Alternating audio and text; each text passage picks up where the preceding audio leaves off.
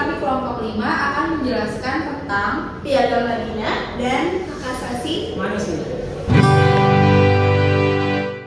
Deklarasi Universal Hak Asasi Manusia oleh PBB pada tahun 1948 penjelasan tentang hak-hak asasi fundamental manusia yang disetujui oleh pemerintah untuk dilindungi, yang bertujuan untuk kebebasan mengemukakan pendapat, penghapusan perbudakan, sampai pada aspek sosial dan budaya.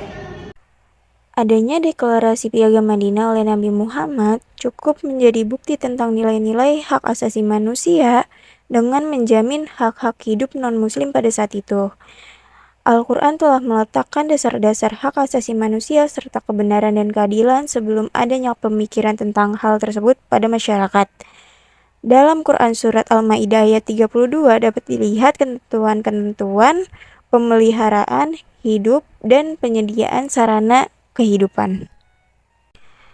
Piagam Madinah dicetuskan oleh Rasulullah pada tahun pertama beliau melakukan hijrah ke Madinah, atau tepatnya pada tahun 662 Masehi. Piagam Madinah yang dideklarasikan Rasulullah itu memuat 47 pasal. Piagam Madinah merupakan konstitusi tertulis pertama di dunia yang telah meletakkan dasar-dasar hak asasi manusia yang berlandaskan syariat Islam. Ada beberapa poin Piagam Madinah, yaitu tertuang ketentuan yang mengatur sistem perpolitikan, keamanan, kebebasan beragama, kesetaraan di muka hukum, perdamaian, dan pertahanan. Ada faktor-faktor penyusunan Piagam Madinah, yaitu faktor universal. Itu mengokohkan kemuliaan kemanusiaan atau karomah insaniyah. Yang kedua ada faktor-faktor lokal, yaitu kemajemukan, kecenderungan bertanah air, dan semangat toleransi keagamaan dan kemanusiaan. Prinsip-prinsip hak asasi manusia menjadi tujuan dari syariah Islam atau maqasid al-syariah yang dirumuskan oleh Imam Al-Ghazali dan disempurnakan oleh Abu Ishaq Asy-Syatibi. Prinsip-prinsip ini termasuk dalam konsep Ad-Daruriyah Al-Khamsah, 5 prinsip dasar, atau yang disebut juga hak asasi manusia dalam Islam. Konsep ini mengandung 5 prinsip dasar, salah satunya yaitu hifzu ad-din, yaitu penghormatan atas kebebasan beragama.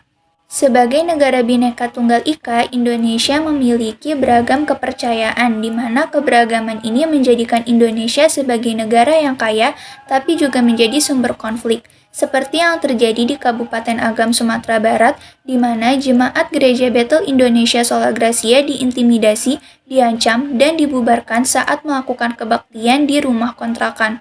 Persekutuan Gereja-Gereja Indonesia atau PGI telah mendesak polisi untuk menindaklanjuti pelaku, tapi polisi menyebut bahwa kejadian itu hanya kesalahpahaman dalam etika bertetangga dan memulangkan pelaku karena mengidap gangguan jiwa.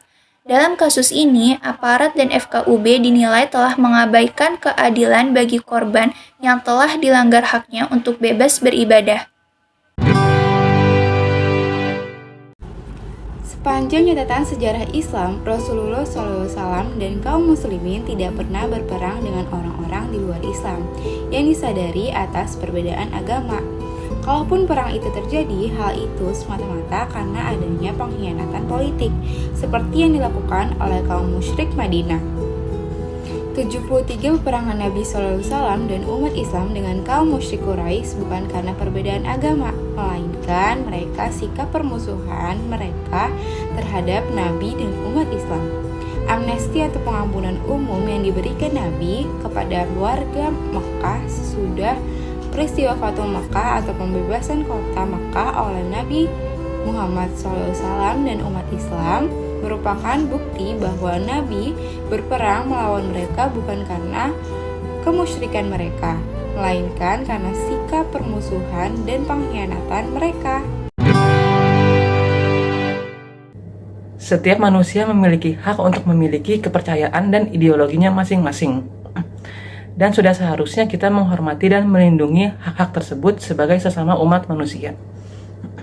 Hal ini juga telah dijelaskan dalam surat Al-Kafirun ayat 6 yang berbunyi lakum dinukum waliyadin, artinya untukmu agamamu dan untukulah agamaku. Ayat ini menjelaskan jelas tentang pandangan Islam dalam toleransi beragama.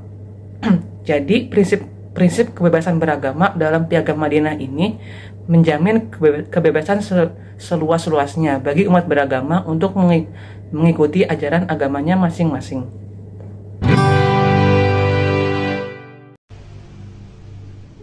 Berdasarkan penjelasan teman-teman saya, dapat disimpulkan bahwa prinsip persamaan menurut pandangan Piagam Madinah pada hakikatnya bertujuan agar setiap orang dan golongan dapat mengembangkan potensinya secara wajar dan layak.